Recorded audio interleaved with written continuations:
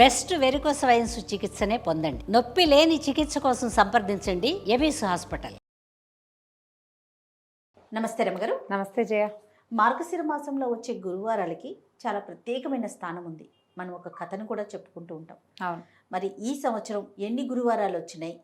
ప్రత్యేకమైన పూజా విధానం ఏమన్నా ఉంటుందా? 4 గురువారాలు వచ్చాయి. మామూలుగా గురువారాన్ని లక్షవారం అంటారు కొన్ని ప్రాంతాల్లో. అవును. మనకి ఈ సూత్రాలు మార్చుకోవటం, లేదా ఏదైనా ఇంట్లో బూజులు దుమ్ము తెలపటము, ఎవరికైనా డబ్బులు ఇవ్వటము, అలాంటివి మంగళ శుక్రవారాలు వద్దని. కొన్ని చోట్ల శుక్రవారమే నియమం. ఆ రోజు ఇవ్వకూడదు, ఆ రోజు బూజులు దులపకూడదు, ఇంట్లో నుంచి చెత్త కూడా బయట పెట్టకూడదని నమ్ముతారు. అయితే ఈ గురువారం నాడు కూడా ఇలాంటివి చెయ్యని విధానాలు కొన్ని చోట్ల కనపడతాయి. మా గురువారాన్ని లక్షవారం అనే పిలుస్తారు. శుక్రవారం ప్రఖ్యాతంగా మనం లక్ష్మీ పూజ చేసుకుంటాం. ఇవి మన శ్రావణ మాసంలో అయితే శుక్రవారాలు చాలా ఇంపార్టెంట్. గురువారం అంత ఇంపార్టెంట్గా కనపడదు. గురువారం మనకి దత్తాత్రేయ పూజా విధానం, గురు పూజా విధానం అవి కనపడతాయి కదా. దత్తాత్రేయులు దత్తులు గురువులు అలా పూజిస్తారు. కానీ ఈ మార్గశిర గురువారాల్లో లక్ష్మీ పూజ చాలా ముఖ్యంగా చెప్తారు.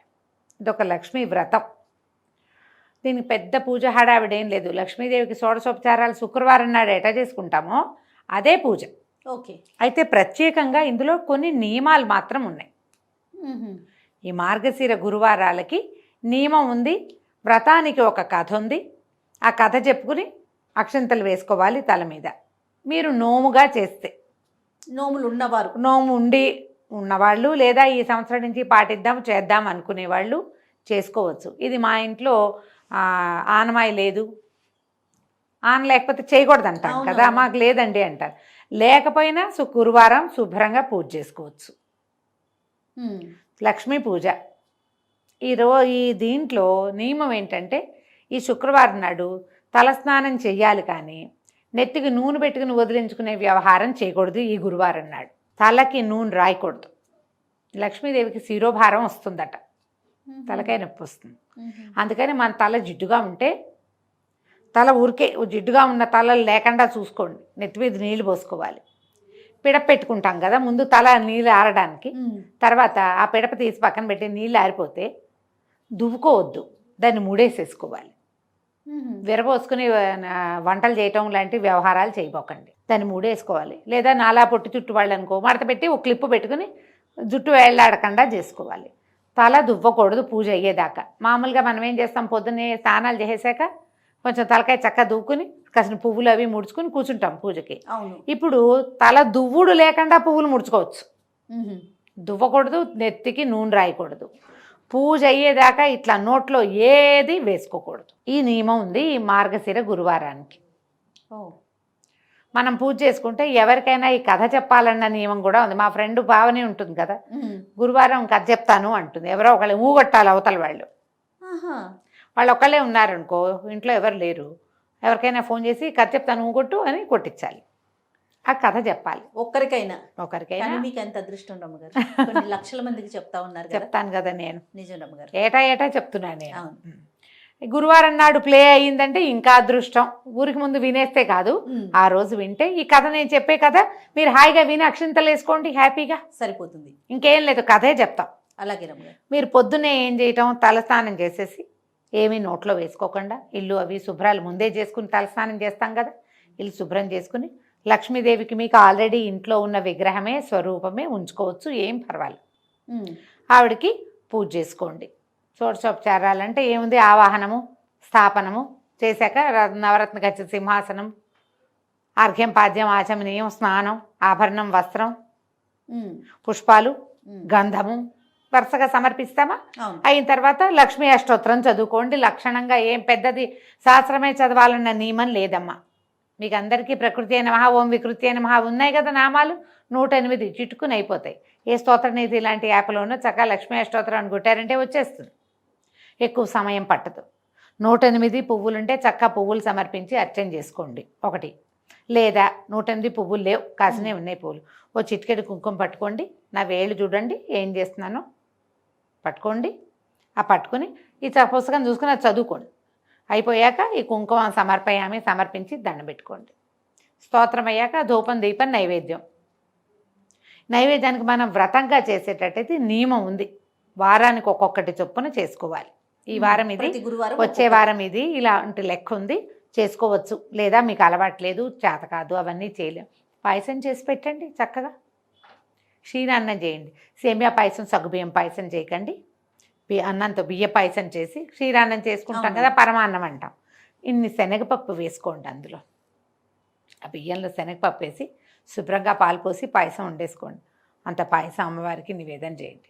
తర్వాత కథ నేను చెప్తా కదా, చక్క అక్షంతలు చేత్తో పుచ్చుకుని కథ విని ఆ అక్షంతలు అమ్మవారికి కొన్ని సమర్పించి కొన్ని తల మీద వేసుకోండి. మార్గశిర గురువారం పూజ అయిపోయింది లక్షణంగా. అంతే. క్షీరాన్నం అంటే అంటే వచ్చినా రాకపోయినా క్షీరాన్నం అంటున్నారు. కాకుండా ఉంటే అసలు నియమం ప్రకారం ఏం చేసుకోవాలండి? మనం వ్రతంగా చేసుకుంటే ప్రాంతాల వారీగా తేడాలు ఉంటాయి జయ. వీటిలలో గోదావరి జిల్లాలో ఒక రకం. ఈ వ్రతాన్ని మనకు తెలిసైతే ఎక్కువగా వైజాగ్ ఆ ప్రాంతాల వాళ్ళు ఎక్కువ చేస్తారు. మార్గశిర గురువార వ్రతాలు అక్కడ ఎక్కువ. పూలగం పెడతారు మొదటిది, తర్వాత ఏమో గారెలు రెండో వారం, తర్వాత కాదు అట్లు తిమ్మనం అంటారు, అట్లు పోస్తారు. అట్లు పోసి తిమ్మనం అని చేస్తారు. తిమ్మనం అంటే ఈ బియ్యం కొంచెం నానబెట్టి కొబ్బరి బియ్యం గ్రైండ్ చేసి పాయసంలాగా ఫిర్నీ అంటారు దాన్ని, చేసుకోవచ్చు, బాగుంటుంది. అట్లల్లోకి నలుచుకునేందుకు అది పెట్టుకుంటారు. తర్వాత ఏమో గారెలు, చిత్రాన్నము, అప్పాలు, పాయసము ఇలా చేస్తారు. వారానికి ఒకటి. ప్రాంతాల వారీగా ఖచ్చితంగా తేడాలు ఉంటాయి. అయితే మామూలుగా చూడు, శ్రావణ శుక్రవారాలు 4 వారాలే కదా, ఈ గురువారాలు 5 చేయాలి. 5 ఎట్లా చేస్తాం? 4 వారాలేమో మార్గశిరంలోనే, 5వది పుష్యమాసంలో వచ్చే గురువారాన్ని 5వసారి చేసుకుంటారు. 5వ వారంతో సంవత్సరం పూర్తయిపోతుంది. మళ్ళీ వచ్చే సంవత్సరం మీకు ఆసక్తి ఉంటే ఏటా ఏటా చేసుకోవచ్చు. దీని ఉద్యాపన వ్యవహారం ఇది కూడా ప్రాంతాల వారీగా కొంచెం తేడాలు ఉంటాయట. కానీ మనం నోముగా పెట్టుకోకపోతే ఏటా చేసుకోవచ్చు. మార్గశిరంలో ఇంకా పెద్ద విశేషంగా పూజలు కనపడవు కదా మనకి, అందుకని శుభ్రంగా గురువారం పూజ చేసుకోవచ్చు కదా హాయిగా. కథ ఎలాగో మనం చెప్తాం కదా, ఇంతే పూజ.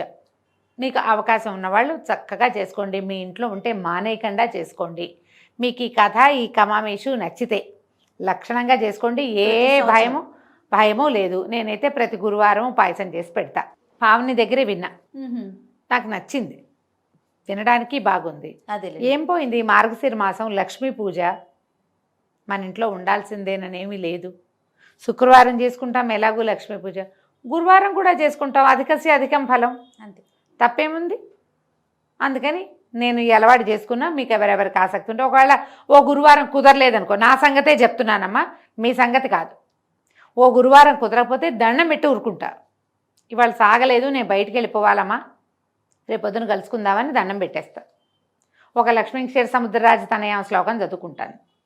లక్ష్మీదేవి ప్రతిమ ఉంది, ఆవిడ కొంచెం గంధం బొట్టు పెట్టి 1-2 పువ్వులు పెట్టి ఈ పట్టిక బెల్లమే ఆవిడ కూడా నివేదన చేసి వెళ్ళొస్తాను, మళ్ళీ రేపు కలుసుకుందామమ్మా అని చెప్పేస్తాను. కుదిరిందా అన్ని వారాలు చేసుకుంటా. నేను శ్రావణ శనివారాలు అంతే, ఇవంతే.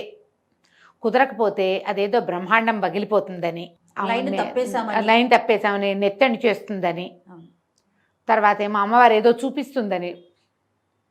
భగవంతుడి పట్ల భక్తి ఉండాలమ్మా, భయం వద్దు. భయపడేంతగా భక్తిలోకి వెళ్ళబోకండి. చేసుకోవద్దు. 4 గురువారాలు ఉన్నాయి, ఒక గురువారం అయినా లక్ష్మీ పూజ చేసుకోండి లక్షణంగా. 4 చేసుకోగలిగారనుకో, అది అధికం ఫలం, మీ ఇష్టం. దీనికి ఒక కథ ఉంది. పూర్వం అట ఒక బ్రాహ్మణ కుటుంబం ఉండేది. ఆయనకి మొదటి భార్య గతించింది. ఆ మొదటి భార్యకి సుశీల అని ఒక చిన్న పిల్ల ఉండేది. ఆయన మరి ఇల్లు బ్రాహ్మణ ఇళ్లలో ఏంటంటే ఈ యజ్ఞం అని, హోమం అని, ఆడపిల్లలకి పెళ్ళిళ్ళకి పక్కన భార్య ద్వితీయంగా ఉండాలని, వాటన్నిటికీ భార్యలు అవసరం. ఆ కాలంలో తప్పకుండా ద్వితీయ వివాహాలు చేసుకునేవాళ్ళు. ఎవరో చాలా పెద్దవాళ్ళు అయితే తప్పిస్తే, చిన్న వయసు వాళ్ళు అయితే అయిపోయి, పెద్దవాళ్ళు కూడా పెళ్ళిళ్ళు చేసుకునేవాళ్ళు. యజ్ఞాలు ఉన్నాయి, ఆడపిల్లలకి కార్యాలు ఉన్నాయని ఆయన ఇంకో పెళ్లి చేసుకుంటే ఈ సుశీలని కొద్దిగా సవితల్లి పర్వాలేదు, బాగానే చూసేది. అయితే ఆవిడకి వెంటనే పిల్లలు పుట్టారు. ఈ పిల్లకి 6-7 ఏళ్ళు వచ్చాక పెద్ద పిల్ల చంటి పిల్లల్ని అప్పచెప్పి ఎత్తుకోమని ఏం చేసేది, పిల్లల్ని ఆడించడానికి ఇగో ఈ బెల్లం ముక్క తినవే అని ఒక బెల్లం ముక్క చేతిలో పెట్టేది. పిల్ల చంటి పిల్లకి కాస్త ఏదో పెట్టి అదే నోటో వేసుకుంటూ ఉండేది. అయితే ఏమైంది, ఒకసారిట వాళ్ళ పక్కింట్లో మార్గశిర లక్ష్మీ వారాలు పూజ చేసుకుంటున్నారు. ఈ పిల్ల చంటి పిల్లని ఎత్తుకుపోయి ఓ తమ్ముడిని వెంబడి పెట్టుకుని వాళ్ళ ఇంట్లో వాకిట్లో కూర్చుంది. కూర్చుంటే దానికి ఆ మంత్రము, ఆ ప్రతిమ, ఆ పూజ చేసే విధానం చాలా నచ్చినాయి. అత్తయ్య ఏం పూజ చేసుకుంటున్నారే అని పక్కింటి ఆవిడని అడిగింది.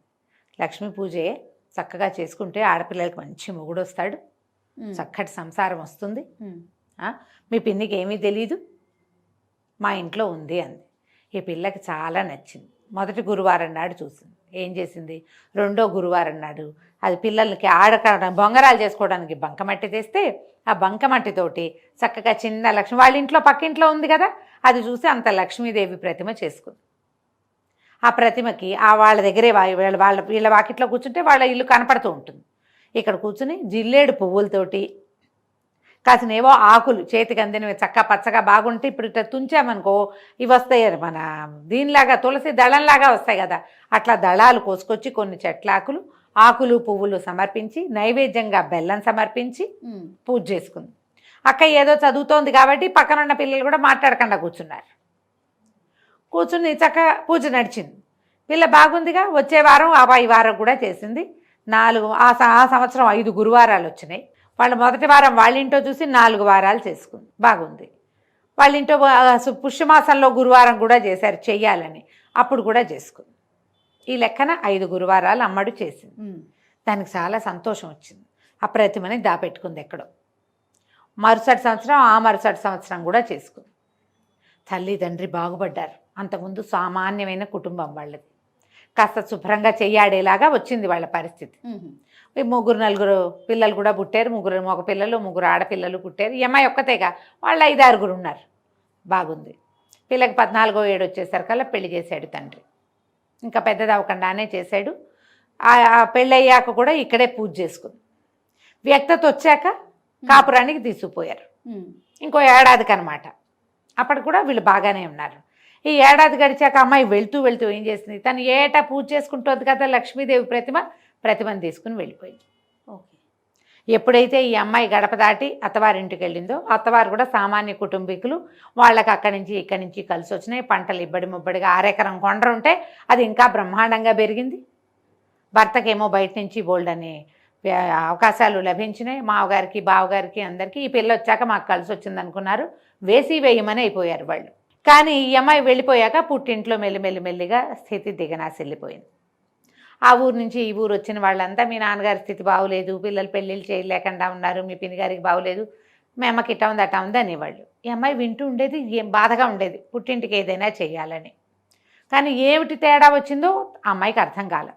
కొన్నాళ్ళు అయిన తర్వాత ఈ తల్లి ఉంది కదా మారుటి తల్లి, ఆవిడేమందిట పెద్ద కొడుకుని పిలిచి, ఒరే అక్కయ్య దగ్గరికి వెళ్ళిరా ఏదైనా సహాయం చేస్తుందంటే వాళ్ళ ఇంటికి వెళ్ళాడు అక్కయ్య దగ్గరికి. ఏరా ఏమిట్రా అంటే, నాన్నకు ఆరోగ్యం బాగుండలేదు, ఏమీ మనకు అవకాశాలు రావట్లేదు, డబ్బులన్నీ అయిపోయినాయి, అమ్మ చాలా బాధపడుతుంది అక్క, నీ దగ్గరికి పంపించింది అన్నాడు. ఈ అమ్మాయి ఏం చేసింది, బాగా ఆలోచించుకుని రా అని చెప్పి ఒక కర్రని జాగ్రత్తగా తొలిపించి దాని నిండా బంగారు వరహాలు పోసి అత్తవారింట్లో తెలియకుండా ఆ కర్రని తమ్ముడు చేతికిచ్చి, ఇది పట్టుకుని ఇంటికి వెళ్ళరా అని.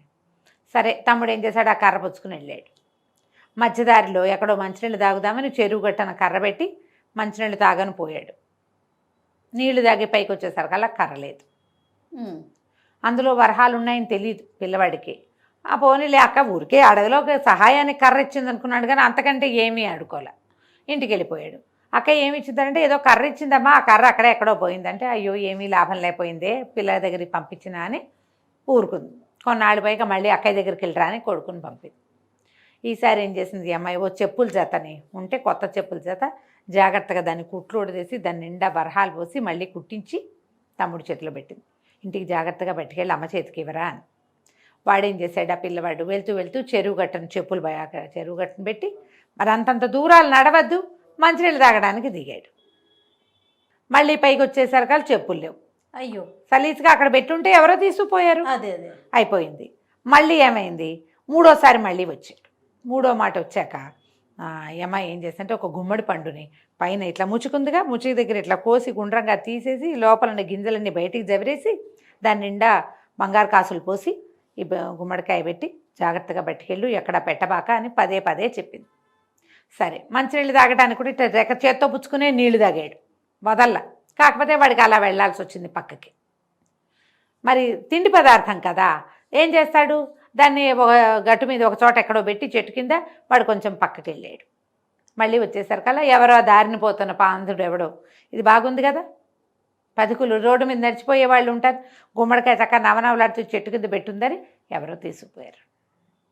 ఈ పిల్ల అనుకుంది ఏం చేసినా వీళ్ళకి వనగుట్టలేదే నాన్న వాళ్ళకి అని చెప్పి ఏమంది, ఆ తల్లిని పాయింట్కేరా మార్గశిర మాసం వస్తుంది, నేను నువ్వు నోచుకుంటాను, నాతో పాటు నువ్వు కూడా చేద్దు కానీ అని చెప్పి తల్లిని పిలిస్తే మొదటి వారం ఏం చేసింది, పిల్లలకి తలకి నూనె రాసేసుకుంది తల్లి.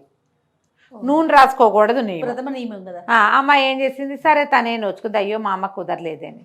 రెండో వారం ఏం చేసింది, పిల్లలకి చద్దెన్నాలు పెడుతూ ఒక ముద్ద ఉప్పు సరిపోయిందో లేదో మజ్జిగ అన్నపు ముద్ద నోట్లో వేసుకుంది. చద్దన్నము తినకూడదు, అసలు ఏది తినకూడదు, అన్నం నోట్లో వేసుకుంది. ఇప్పుడు ఏం చేస్తుంది, కుదరలేదు. ఇక మూడో వారం ఏం చేసింది, తల్లిని ఒక తీసి ఒక గొయ్యల్లే ఉంటే వాళ్ళకి పక్కన కాస్త మొక్కల దగ్గర కాస్త ఖాళీగా ఉంటే ఈ గోతులో కూర్చో, పైకి రావద్దు, నా పనులు చేసుకుని నేను పూజకు ఏర్పాటు చేసుకునేదాకా ఇక్కడే ఉండమ్మా. తల్లి లోపల కూర్చున్నది. సరే చెప్పిందిగా కూతురు. కాసేపటికి ఏమైంది, పిల్లలు ఎవరో అరటిపళ్ళు తింటూ తొక్క అక్కడ పడేశారు. ఈవిడ ఒక్కతే కూర్చునుంది, కాలక్షేపం లేదు. ఆ అరటి తొక్క లోపల మనకి చక్కెరకేళీలకి లోపల తెరలాగా ఉంటుంది, అది రుచిగా ఉంటుంది, అది ఎత్తి నోట్లో వేసుకుంది తల్లి. కూతురు వచ్చి పని అంతా అయ్యాక అమ్మ రావే పూజ చేసుకుందామంటే ఏం రావే, అరటిపండు తొక్క లోపలిది తిన్నానే అంది. మూడో వారం కూడా ఎందుకో అమ్మవారు ఒప్పుకోవట్లేదు మా అమ్మ పూజని. మా అమ్మాయికి చాలా బాధగా ఉంది. నాలుగో వారం ఏం చేస్తుంది, నువ్వు నాతోటే ఉండు అని తల్లిని తన చెంగుని కట్టుకుని తల్లి చేయి తను ఎటు వెళ్తే అటు తిప్పుకుని ఆవిడని ఏ పని చేయనివ్వలా, ఎక్కడా చూడనివ్వకుండా ఉంచుకుని తల్లితో సహా పూజ చేస్తే సాయంకాలం అమ్మవారి దర్శనం కనపడింది. కనపడితే అమ్మాయి బాధపడింది, మా పుట్టిల్లు ఇట్లా అయిపోయింది, మా అమ్మ పూజ ఎందుకో నువ్వు ఒప్పుకోలేదు, ఇవాళ జాగ్రత్తగా చేయించానంటే చిన్నప్పుడు నువ్వు తన దగ్గర ఉన్నప్పుడు మీ అమ్మ నిన్ను చీపురుతో కొట్టింది, అందుకని తన పూజ నేను తీసుకోలేదు, మీ అమ్మతో మళ్ళీ చేయించు అని చెప్తే సరేనని అమ్మాయి ఏం చేసింది, 5వ వారం తనతో పాటు మామూలు పూజలో ఉంచుకుని ఏదో కొంచెం తనకు కలిగింది ఇచ్చి పంపించి, అమ్మ వచ్చే ఏడాది శ్రద్ధగా చేసుకుందు కానీ నేను ఎక్కడికైనా వస్తా, నువ్వు ఎక్కడికైనా వద్దు కానీ మరుసటి సంవత్సరం 5 వారాలు తల్లితో సాంగంగా పూజలు చేయించి. దీని నియమం ఉంది కదా, నెత్తికి నూనె రాసుకోకూడదు, తలకాయ దువ్వుకోకూడదు పూజకి, ఇది నియమం పెట్టుకోవాలి. తర్వాత ఏమో ఏమీ తినకూడదు. ఈ నియమం ఉంచుకొని వాళ్ళ ప్రాంతపు ఆచారం ప్రకారం చిన్నప్పుడైతే బెల్లం ముక్కే నివేదన పెట్టింది.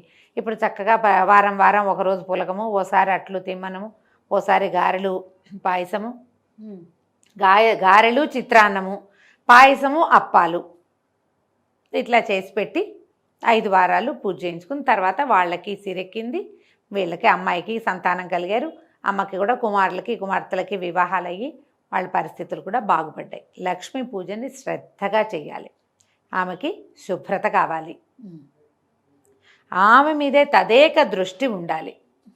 ఈ 2 దీంతో పాటు ఇంట్లో పోట్లాట గొడవ ఇలాంటివి ఉండకూడదు. మీరు ఎంత శాంతంగా ఉంటే ప్రశాంతంగా ఉండటం వల్లే సంపదలు వస్తాయి. మీరు హైరాణ పడ్డ కొందికి లక్ష్మీదేవికి నచ్చదు, తొందరపాటు పనులు పనికిరావు ఆమె దగ్గర. మీ అవకాశాన్ని బట్టి ఈ పూజ చేసుకోవటం, తర్వాత ఈ కథ చెప్పుకుని, కథకి ఏం చేయాలంటే అక్షతలు పట్టుకుని కథ విని కథ చెప్పుకుని, లేకపోతే ఆ అక్షతలను కొన్ని అమ్మవారికి సమర్పించి కొన్ని మన తల మీద వేసుకోవాలి. ఇంట్లో పిల్లలుంటే అందరి తలల మీద వేయండి. పూజ చేసుకునే వాళ్ళు మాత్రం ఏమీ తినకుండా పూజ చేసుకోవాలి. అందుకని మిట్ట మధ్యాహ్నం 12 దాకా ఆగకుండా పొద్దున్నే పెందరాళ్ళే పూజ అది చేసుకుంటే ఆకలికి పేగులు ఉండచుట్టుకుపోతాయి, ఒక్కొక్కసారి ఆకలి వేస్తుంది, మరి పూజ ఏం సాగుతుంది. అందుకని పెందరాళ్ళే పూజ చేసేసుకుంటే సరిపోతుంది. ఈ మార్గశిర గురువారాలు లక్ష్మీ పూజకి అనువైనవి కాబట్టి కథ చెప్పుకున్నా చెప్పుకోపోయినా, నైవేద్యం ప్రత్యేకంగా చేసినా చేయకపోయినా, శుక్రవారం చేసుకునే పూజని గురువారం నాడు కూడా చేసుకోండి. అంతే. దీనివల్ల లక్ష్మీ ప్రసన్నత కలుగుతుందని బోలెడన్ని వ్రతాల్లో చెప్పబడింది. మనకు అవకాశం ఉంది కాబట్టి ఎన్ని వారాలు కుదిరితే అన్ని వారాలు చేసుకుందాం. సంతోషం. నమస్తే. నమస్తే చెయ్యి.